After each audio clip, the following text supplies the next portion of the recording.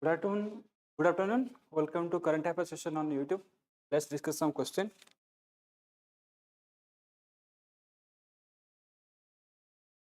Yeah, let's discuss some questions. The first question is, which defense project is associated with India's South Korea collaborations under the Make in India initiative? Try to solve this question. I'm giving you 10 seconds. Try to solve this question.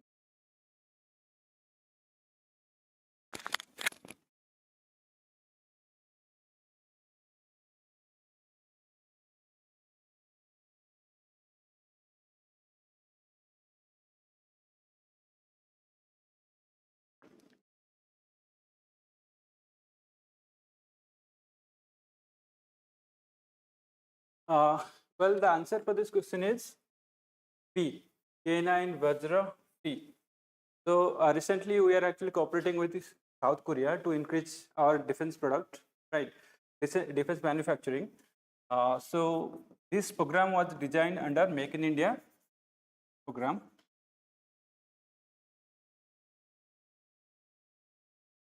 So under this program, actually, we want to manufacture more product, defense product from India, indigenous defense product, indigenous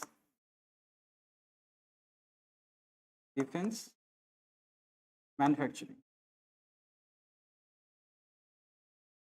Because you know that India is the second largest importer of defense product after Ukraine. So under this product, we want to increase our defense manufacturing. Why it is in news? Because Rajnath Singh is on a visit to South Korea.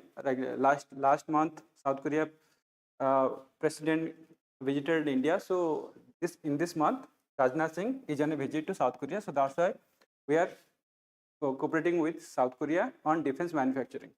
So answer for this question is K9 Vajra. So what is the K9 Vajra? It is an artillery gun. K9 Vajra. It is an artillery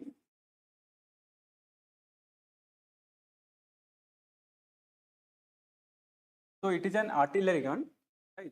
Which is being manufactured by Larsen and Turbo in cooperation with South Korea's aerospace company. Okay, so this is all about this question. Moving on to the next question.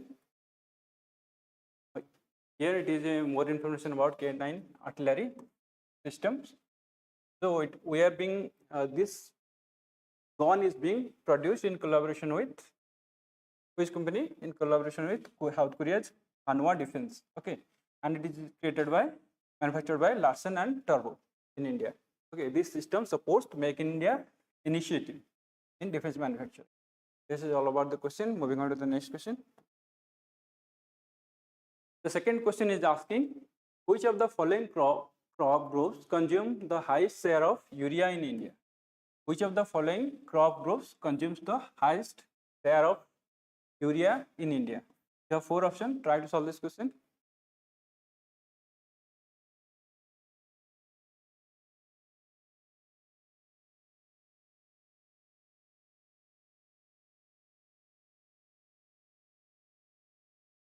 So answer for this question is rice, wheat, and sugar cane. So why this question is in news? Because if you look at the current account deficit, and rupee value as compared to dollar. Now rupee value is around 96.7 as compared to $1. Okay, so it is plummeting. Rupee value is depreciating, right? Because we are inputting all these fertilizers, urea, potash. Okay, so we are inputting all these fertilizers from countries like, we are inputting urea from countries like Saudi Arabia, Oman, Qatar. Okay, so we are inputting urea from all these countries, including Russia. Okay, so since we are inputting all these fertilizers from other countries, it is actually putting pressure on our current account deficit. Now, recently, Prime Minister Narendra Modi is asking citizens to cut down on gold consumptions, to cut down on petroleum consumptions. So, in that respect, this news becomes important. We should know that as to what import we are doing, right? And as far as agriculture is concerned, fertilizers plays very important role, right? So we import large amount of fertilizers from foreign countries like Saudi Arabia, Oman, Qatar, and Russia. Remember it. Moving on to the next question. Now this is the answer. Answer is C. Rice, wheat, and sugarcane. These crops dominate fertilizers consumptions because procurement policies heavily support them, leading to urea usage. So another aspect is that government is subsidizing fertilizers. So that's why farmers uses a lot of fertilizers, resulting in large amount of import from foreign countries. So that's why it is in news. All right, so moving on to the next question. The question is asking what is the full form of PHEIC declared by the World Health Organization WHO, World Health Organization WHO, during major disease outbreak. Try to solve this question.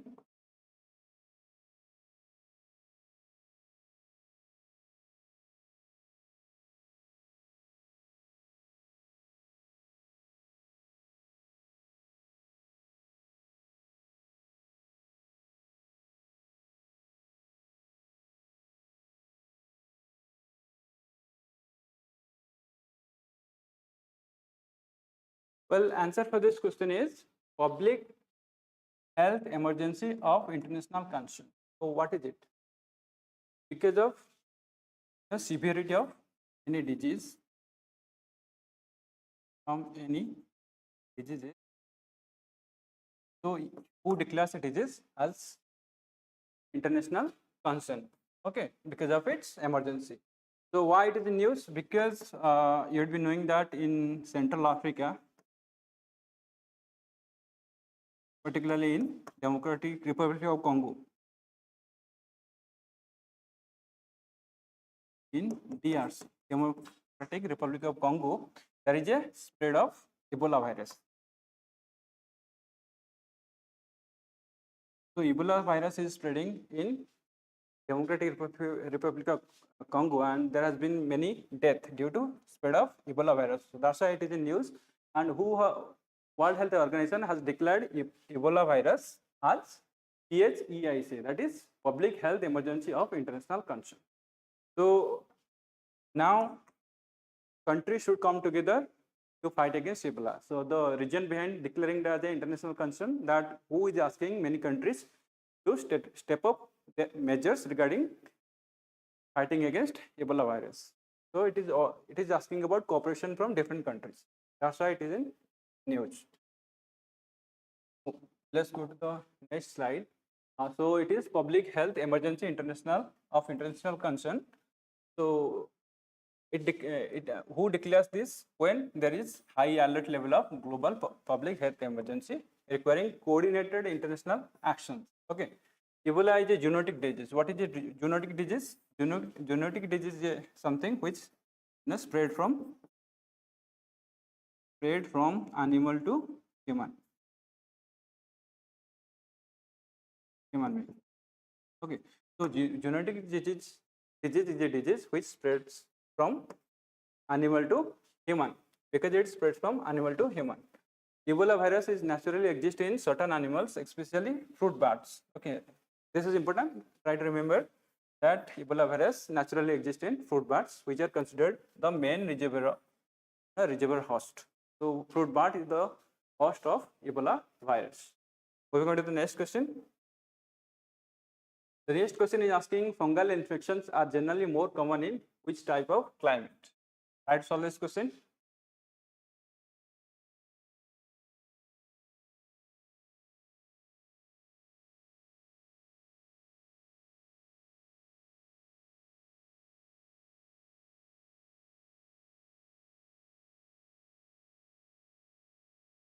Now the fungal infection actually generally spreads more in this kind of climate, hot and humid kind of climate.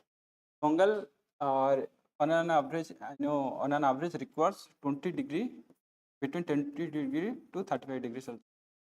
So in this temperature, they grow, very fast, right? Because this temperature range is suitable for their growth. It is suitable for their growth and productivity.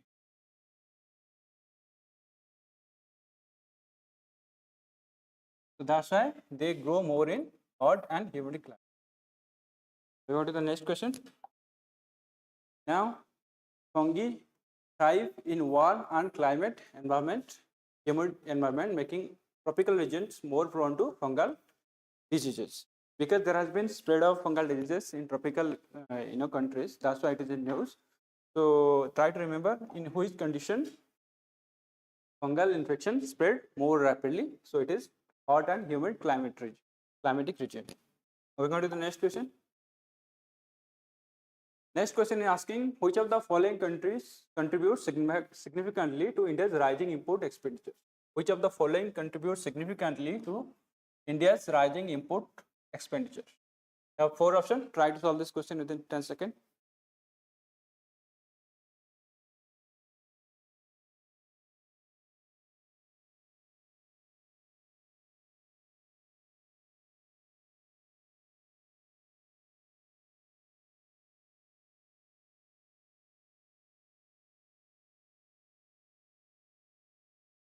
Okay, answer for this question is petroleum products, edible oils, and electronic components. Along with that, we just discussed about fertilizers. You can add to this list fertilizers. So these components constitute a large part of India's import. Okay. So we know petroleum product because why petroleum products is important? Because 85% of 85 to 90% of crude oil is imported. Okay, in India 85% of crude oil is imported. Then out of total share, oil constitutes 70% of total import, right? 70% of total import. So that's why petroleum products is an important as far as the current account deficit is concerned, right? Because since we are importing more from other countries, our current account deficit has reached $333 billion. Okay, this is the current account deficit, right? India is having because of we are actually importing more petroleum product, edible oils, and electronic component, right? Edible oil such as palm oil from Indonesia. Okay, then we also import sunflower oil from Ukraine, right? From Ukraine. During Russia-Ukraine war back in 2022, there was a rise in sunflower oil rising the price of sunflower oil because of the war between Russia and Ukraine. So these are adding to the current account deficit, right? Electronic component, that solar panels, and we also import electronic component for batteries and solar panels, right?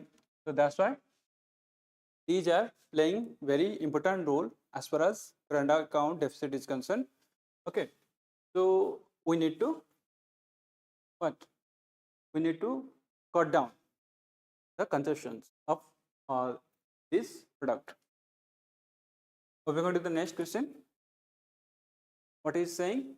Explanation is B, petroleum products, edible oils, and electronic components.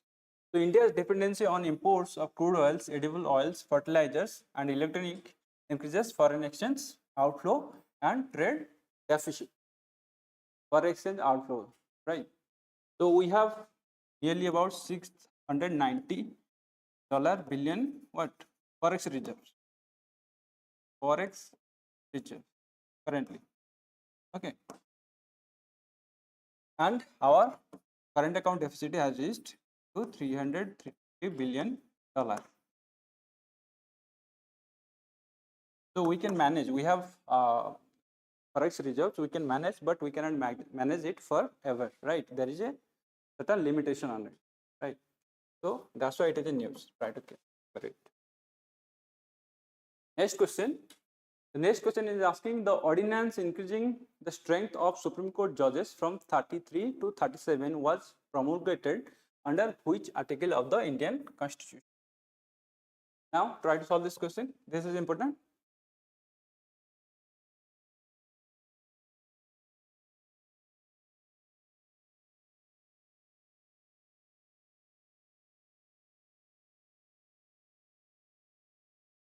Now, out of the 4 questions, this article deals with what? National emergency.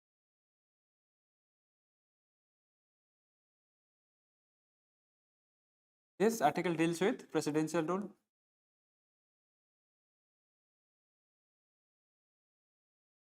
Now, this article deals with election commission.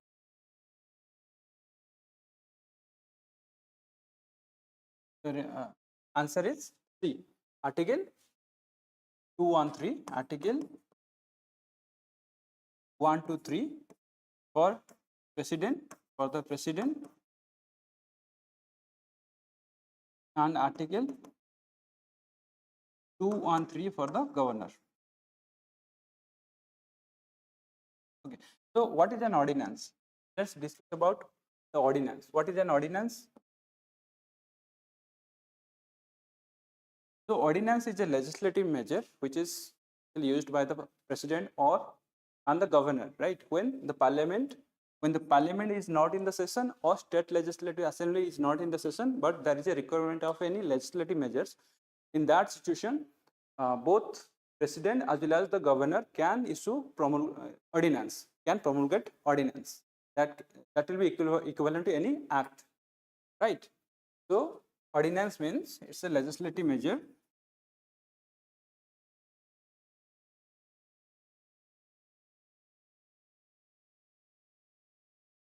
promulgated by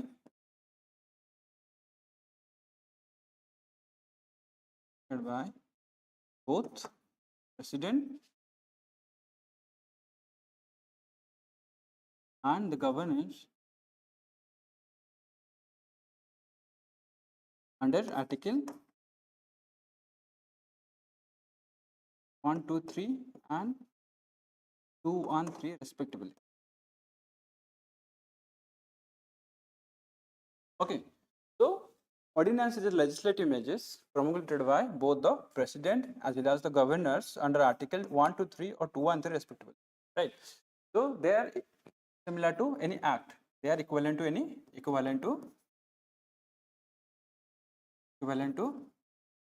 any act, and these can be only issued when the parliament, either parliament or state legislative assembly are not in session.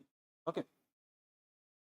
So recently, the President of India issued an ordinance called Supreme Court. Okay, number of judges amendment ordinance 2026. Supreme Court number of judges amendment ordinance 2010. Under this ordinance, what the government is trying to do, they are trying to increase the number of judges from 33 to 37. All right, because under article, remember under article 124 clause 1, the constitution is empowering the parliament to increase the number of judges. Since the parliament is not in the sessions, the president can use the ordinance to increase the number of judges. So that's why the president has issued this ordinance. Ordinance is Supreme Court number of judges amendment ordinance 2026. Now, earlier it was 33, now it has increased to 37. But in the beginning, there was only when the first amendment was, when there was a first amendment to the act was Supreme Court number of judges act.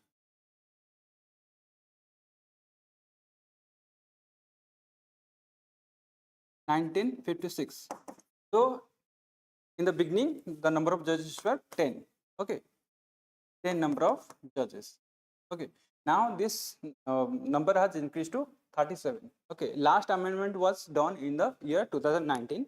Last amendment, 2019. Now under this amendment, we are going to increase the number of judges from 33 to 37. So back in 1956, 1960, the number of judges was just only 10 numbers. All right. So this is all about this questions. The answer for this question is Article 123. Moving on to the next question. The next question is saying the copper plates recently returned to India from the Netherlands are associated with which dynasty? Okay, which dynasty? Take your time. I'm giving you 10 seconds.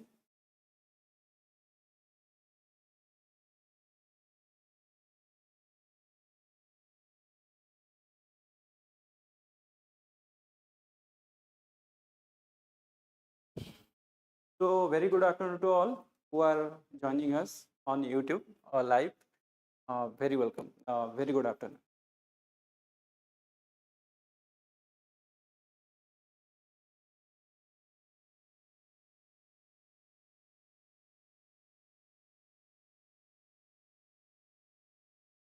The answer for this question is the copper plate recently returned to India from the Netherlands are associated with which dynasty?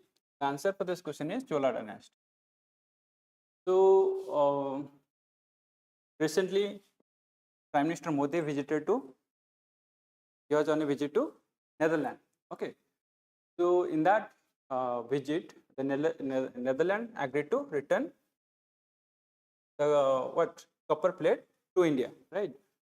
So let's talk about Chola dynasty because it is in news. So we need to learn more about Chola dynasty. So Chola dynasty was founded by what? Vijayalaya.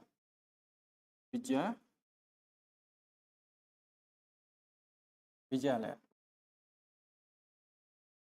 Right. So in 9th century. 9th century. Actually, Chola dynasty there is a called Ali Chola,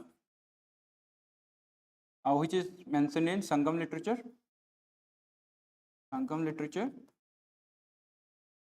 Then there is another Chola called Imperial Chola. Okay, so Imperial Chola was founded by Vijayalaya in 9th century, right? So there are many other famous Chola rulers, Chola kings such as Rajaraja Chola, who built Vredeshwar temple. You'll be remembering. Vredeshwar.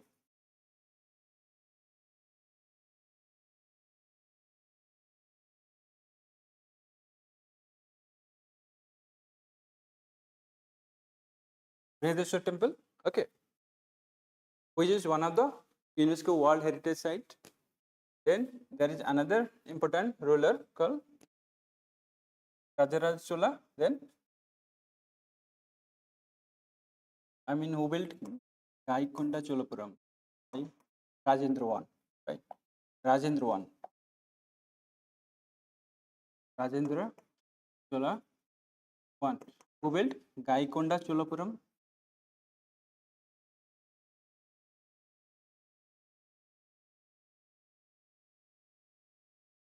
Okay, who had built Gaikonda Cholapuram? Okay, so all these temple, Vredeshwar temple and Gaikonda Cholapuram, okay, they make of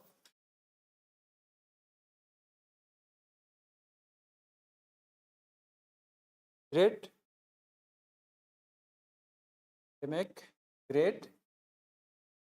living Chola temple. They make great living Chola temple, which is UNESCO's World Heritage Site. Okay. Now remember another important fact about Chola Kingdom. Its capital was in Tanjavur. Tanjavur. Okay. Capital of the Chola kingdom, Imperial Chola kingdom was in Tanjavur. Okay. So this is all about Chola kingdom. Moving on to the next question. The next question is asking PM3 scheme mentioned in the news is related to which of the following option? Try to solve this question.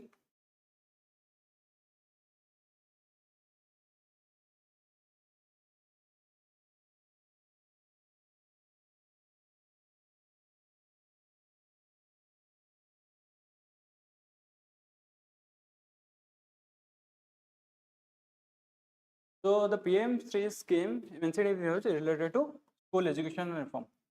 School education reform. PM3, what is the full form? PM3 stands for Pradhan Mantri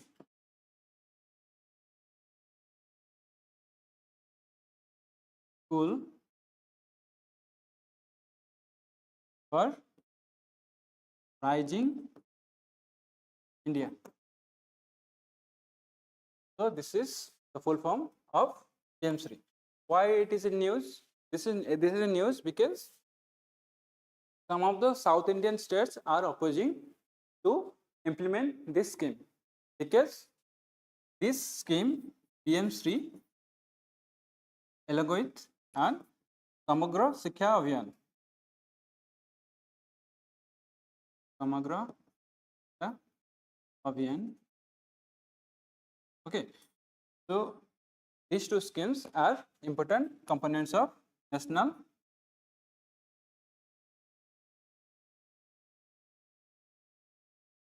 These two schemes are important component of national education policy. Okay, now education policy 2022. Okay, basically these schemes are implementing the objectives of national education policy. Okay, for example, PM3 is implementing smart classroom,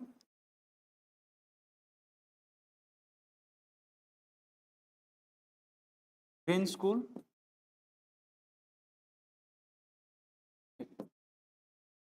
mostly modernizing the infrastructure of school, modernizing the infrastructure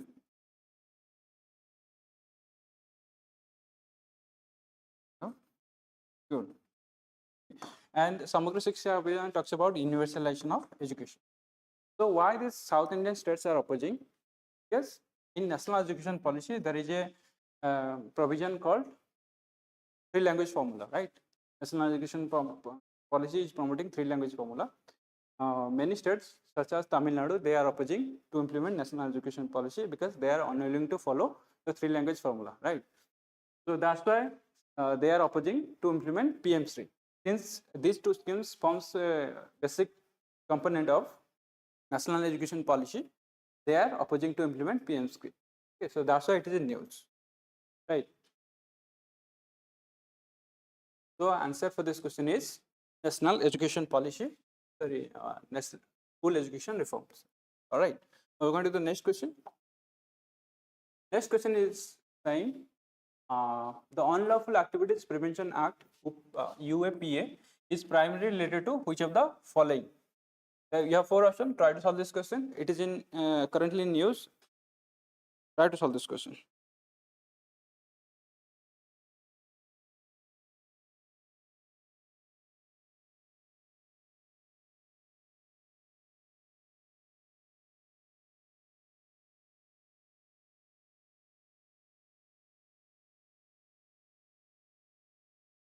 Well, the answer for this question is prevention of unlawful terrorist activities. Prevention of unlawful terrorist activities. So, UPA Act was enacted in 1967. All right.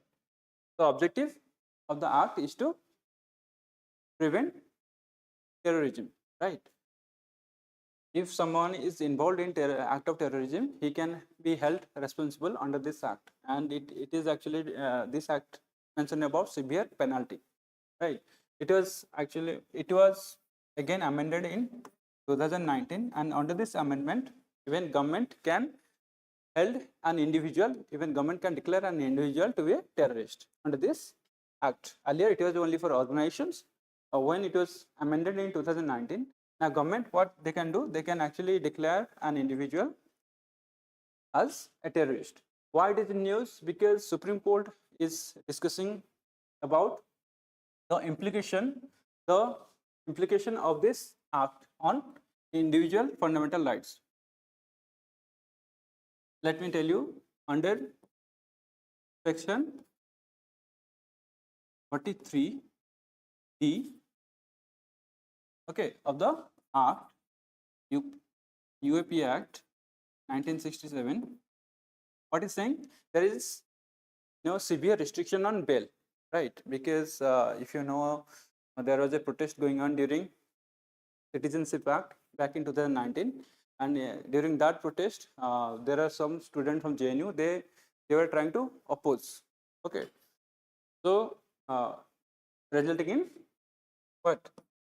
Riots, Delhi riots. So they are involved in Delhi riots. For example, Umar Khalid, right? So they under this act, they are being denied about the bail, because this act is mentioning severe restriction on bail. So currently this case is going on in Supreme Court, and there is a issue between fundamental rights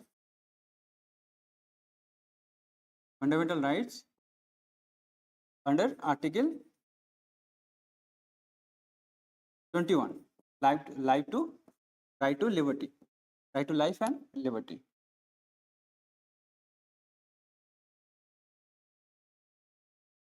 Right to life and liberty versus national security.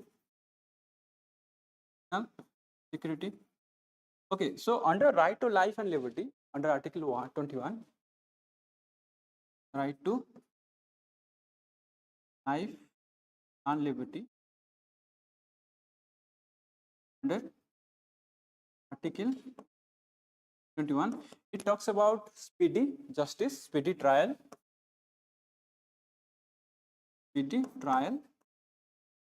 then presumption of innocence, presumption,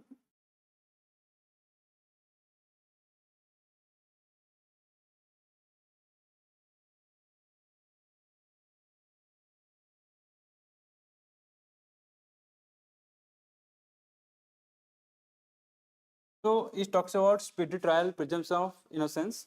All these facts are negated, all these rights are negated in case of UPA activists, because of severe penalty, because of there is strict regulation on bail.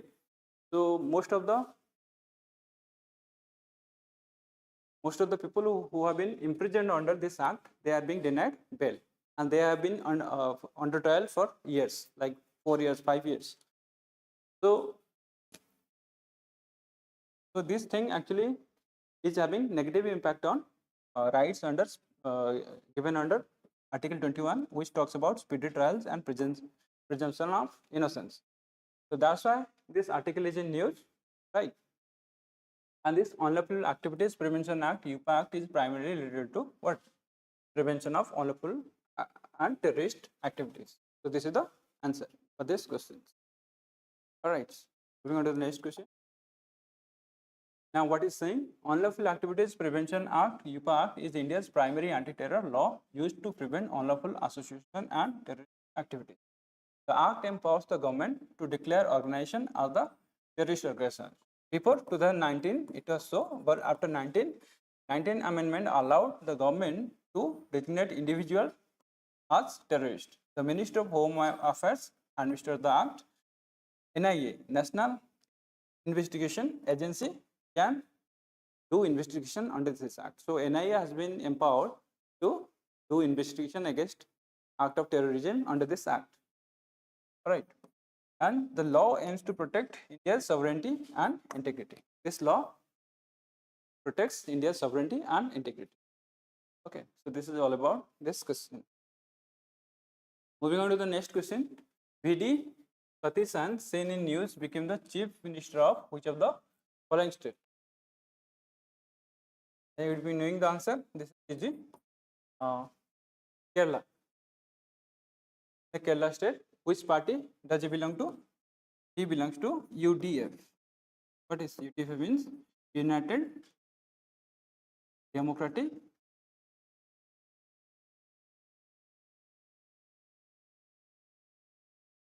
UDF party federation.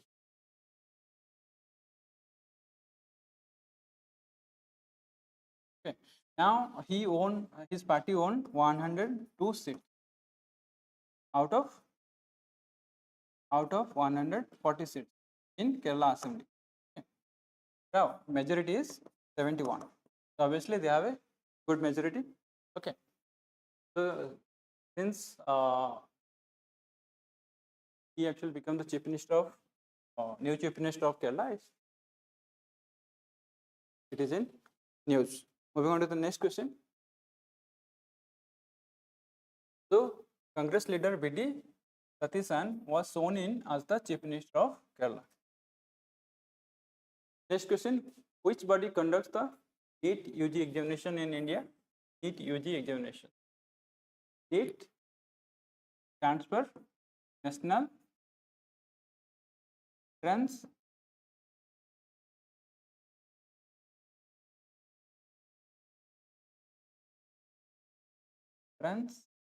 from eligibility.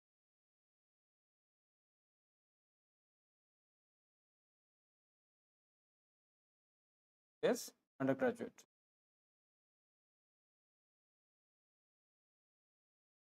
Why it is in news? Just try to solve this question. I'm giving it 10.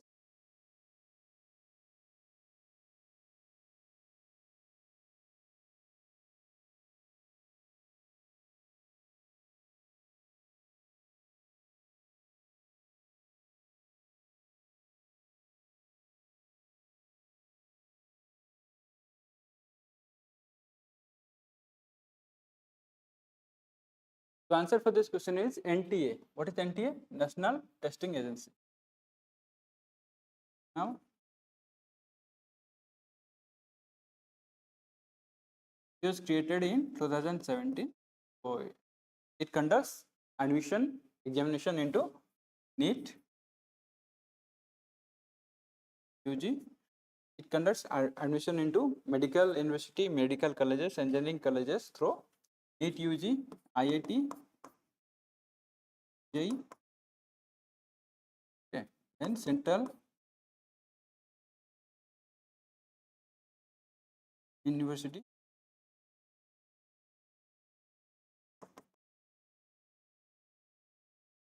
Etc.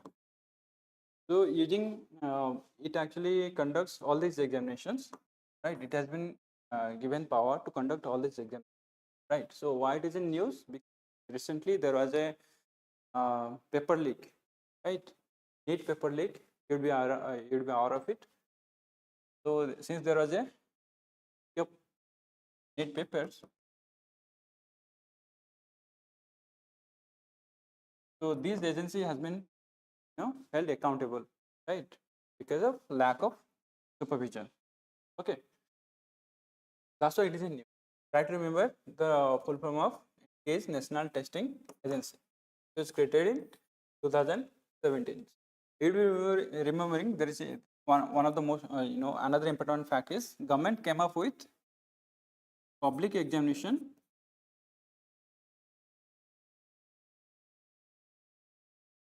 prevention of unfair means Act 2024. So under this act, government has come up with penalties as well as fine, severe penalties as well as fine. Penalties such as 3 to 10 years of imprisonment and up to 1 crore rupees of fine. If you are actually doing unfair means examination, you will be held accountable and you will be liable to pay up to 1 crore and will be imprisoned for 3 to 10 years. So there is a severe penalty. Despite that we are actually even there is a case of paper leak NEET exam.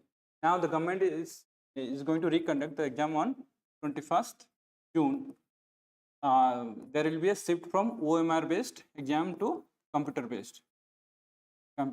based exam, right? Has come up, has taken decision to shift from OMR based test to computer based test in the exam that is going to be held on 21st June. Okay, this is all about this question. Moving on to the next question. Prime Minister Narendra Modi received the Grand Cross of the Royal Norwegian Order of Merit from which of the country? Which of the country? Very simple, because it is saying that Norwegian must be Norway. Answer is Norway. Moving on to the next question. So it is saying Grand Cross of the Royal Norwegian Order of Merit is Norway's highest honor for foreign heads of government. The honor was conferred by King Harald V. The Royal Norwegian Order of Merit was established in 1985. Oslo is the capital of Norway. This is important because they are asking a question from capital. So Oslo is the capital of Norway. Next question. The Euphrates rivers originate from which of the following regions? If this is in news, that's why it is important. Now, what is the answer to this question? Answer to this question is Armenian highlands. The answer to the question. So you'll be knowing that Euphrates and Tigris rivers. Euphrates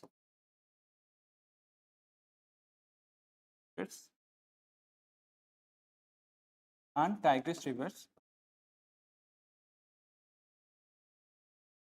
are very important rivers as far as beginning of civilization is concerned. Babylonian civilization, they contribute to the flourish of Babylonian civilization. Tigris and Euphrates rivers, they originate in West Asia and they flow across West Asian regions such as Iraq. Okay, now they fall into Gulf of Persian Gulf actually.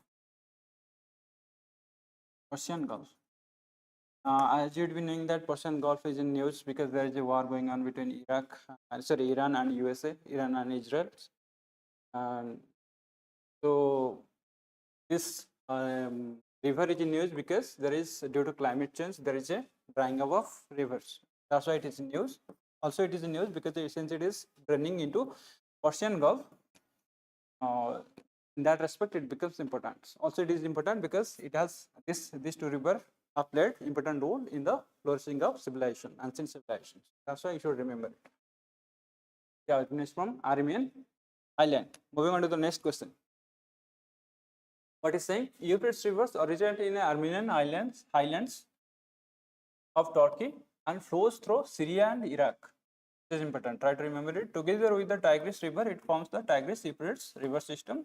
Ancient civilization like Babylon developed along the river. The river drains into the Persian Gulf. This is all about Euphrates River. Moving on to the next question. Sikkim became the 22nd state of India in which year? Now you have 4 options. Try to solve this question.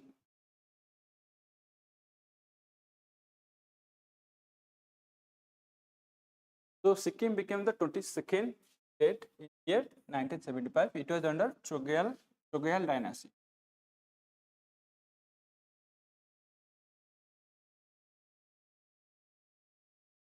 Chogyal dynasty. So it was under Chogyal dynasty.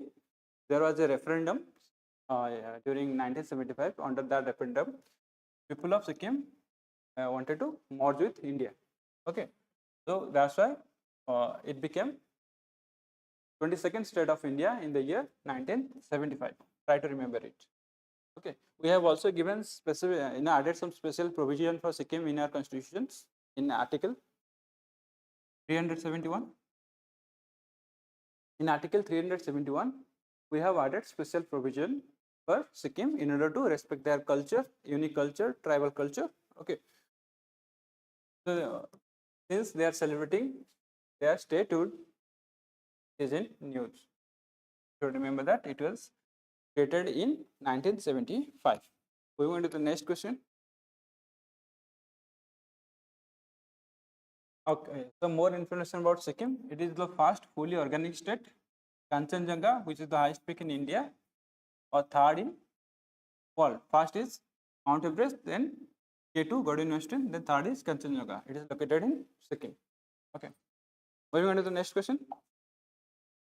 Which aircraft became the first made in India Airbus ready for flight testing in 2026? There are 4 options. Try to solve this question.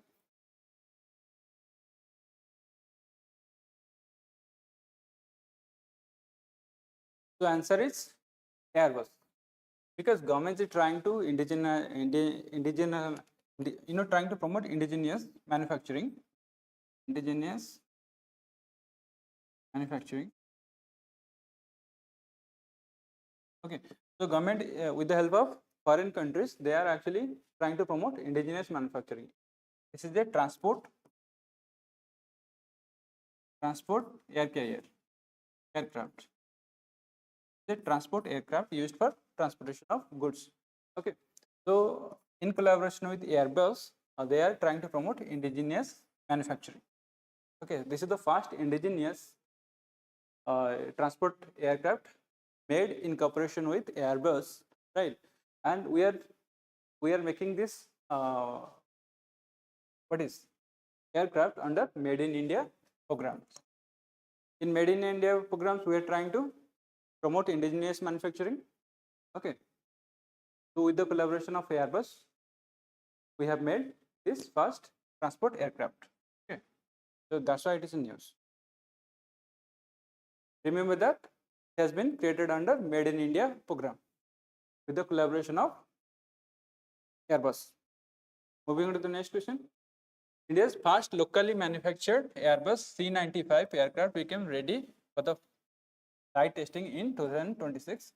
Product is being developed by Tata Advanced System and Airbus. The aircraft will strengthen India's defense transport capability. This is transportation. Okay. It's supposed to make in India initiative in defense manufacturing, because government is trying hard to promote indigenous manufacturing in defense sector, right?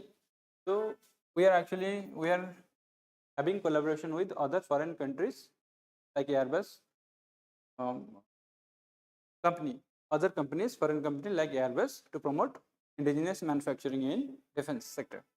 Okay, moving on to the next question. Which scheme allows duty-free import of inputs used in production of export goods?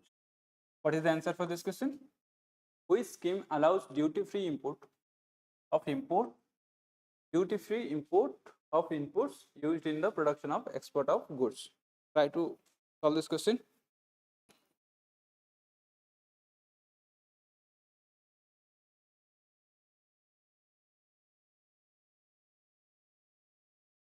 The answer for this question is advanced authorization. The answer for this question, duty-free import of inputs. So what is basically saying is that government is providing duty-free import, so that these imports can be used as raw material for the export of products, so that we can actually boost our export to other countries. If you are actually importing any raw material, that would be duty-free. So, if you are actually importing raw material to manufacture and export to other countries, the government will provide you duty-free import. So that's why it is in news. Advanced authorization scheme. Why it is in news? Because currently we are talking about current account deficit.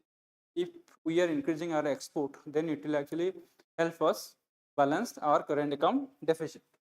That's why all these schemes are in news, because of depreciation of rupee against dollar. We are trying to save. We are trying to save the flight of dollar. We are trying to save the flight of dollar because of we are actually importing, and because of our rupee is depreciating against dollar. So that's why all these schemes are in news.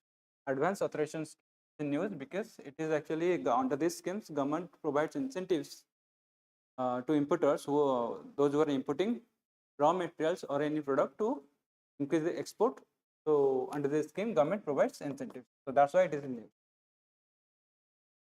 Okay, moving on to the next question. It is saying the scheme permits duty-free import, as I have already mentioned, duty-free import of raw materials and input required for manufacturing export product. Imports under the scheme are exempt from basic custom duty and integrated tax. Exporters must fulfill prescribed export obligations. So there is some obligation imposed by government. They should fulfill the export obligations. In order to avail this scheme, in order to avail duty-free import, they must fulfill some export obligations, right? So that's why it is in news. It will help us increase our export as well as bridge the gap between import and export. Okay, moving on to the next question. The term austerity measures. The austerity measure recently seen in news refers to which of the following? The term austerity measures. Try to solve this question.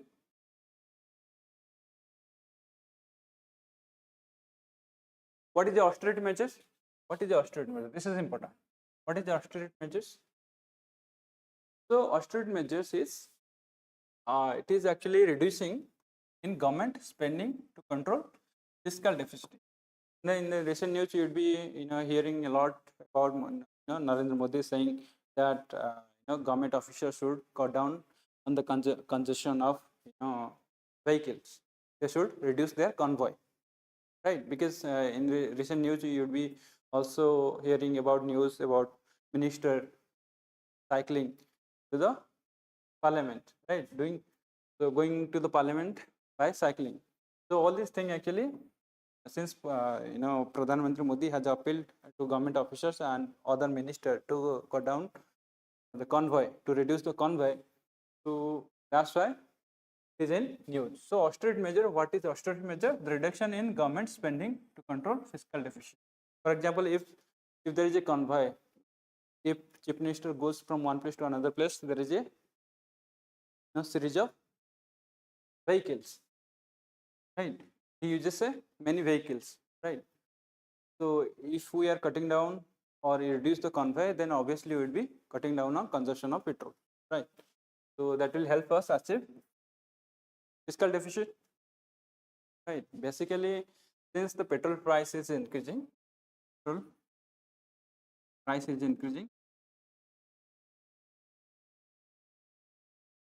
petrol and diesel prices, right? Price, it was earlier increased by 3 rupees. Now today it has increased by 90 paisa. Okay, it has increased by 90 paisa. Earlier it was increased by 3 rupees. So petrol prices are increasing. So is diesel price.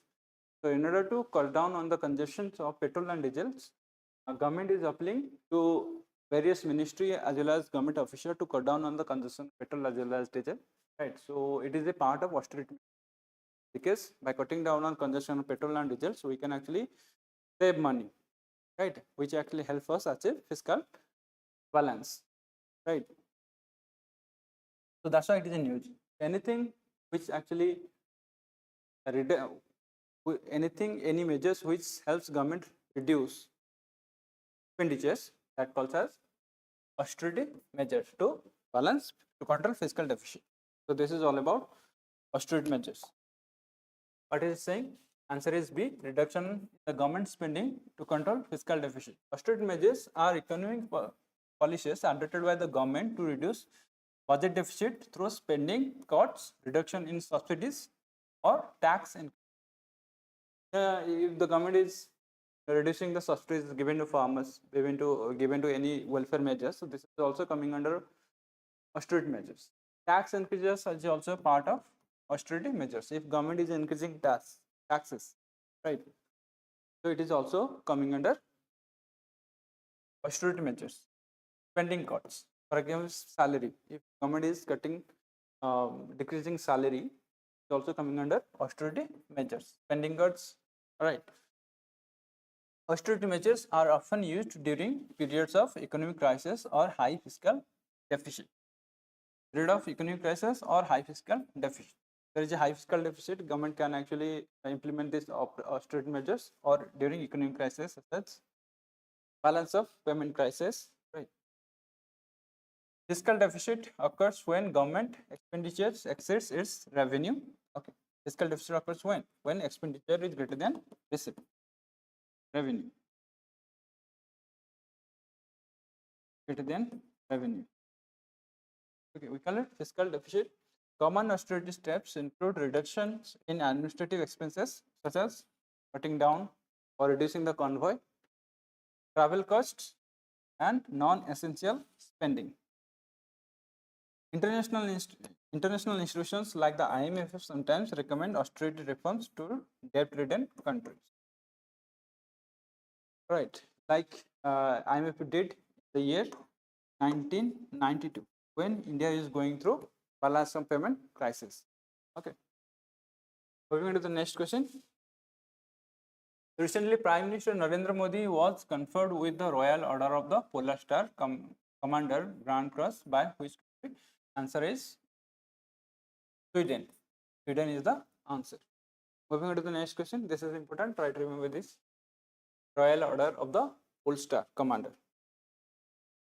So Sweden honored the Prime Minister Narendra Modi with the Royal Order of the Polestar Commander Grand Cross, one of its prestigious royal honors.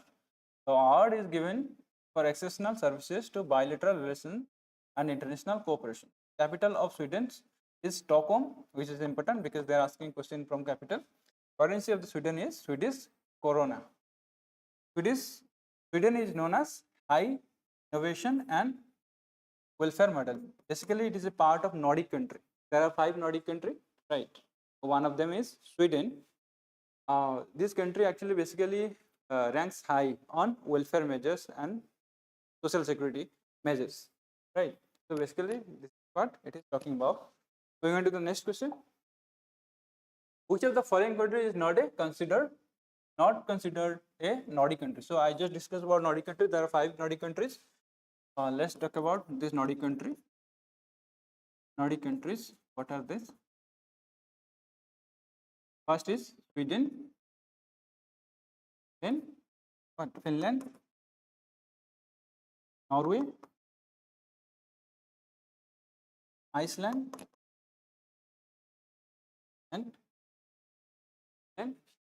and Norway, Sweden. Next one is Denmark. So these are Nordic countries.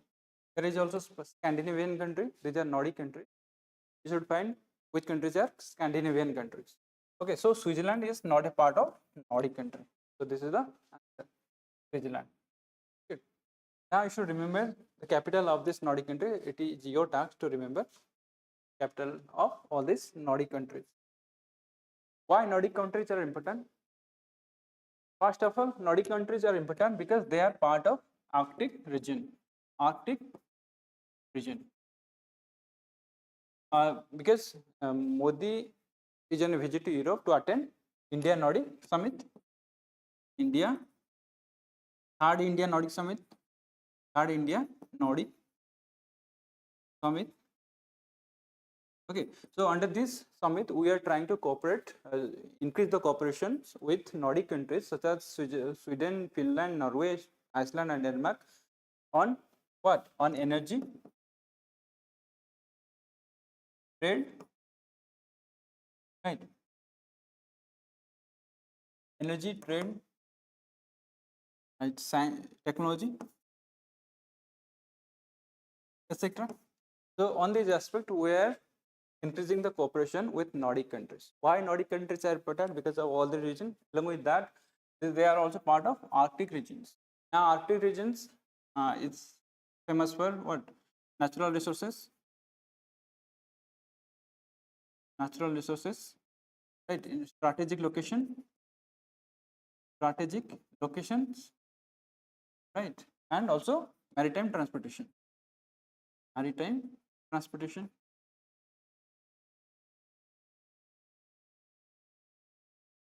Arctic regions is important for what?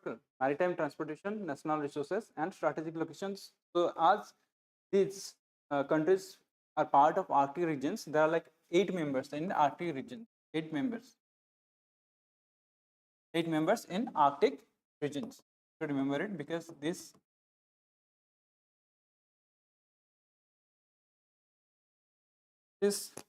things are in news, right? So you should remember that there are 8 members in Arctic regions, and Sweden, Finland, Norway, Iceland, and Denmark are part of this Arctic regions. Arctic regions is important because of maritime transportation, natural resources, and strategic location. So we should actually, increase the cooperation with Nordic countries so that we can get benefits, from energy, trade, and technology. Along with that, we can also get, benefits on this aspect: natural resources, strategic location, and maritime transportation. That's why Modi is on a visit to Europe to attend third India Nordic Summit. All right. So this is all about this question. Moving on to the next question. Answer is Switzerland. Less capital. Sweden capital is Stockholm. Norway capital is Oslo. Denmark capital is Copenhagen. Finland capital is Helsinki. Iceland capital is Reykjavik. Reykjavik. K is silent here, I think. Reykjavik. All right. Moving on to the next question. I think this is all about for today class. Thank you for attending this class. Thank you so much.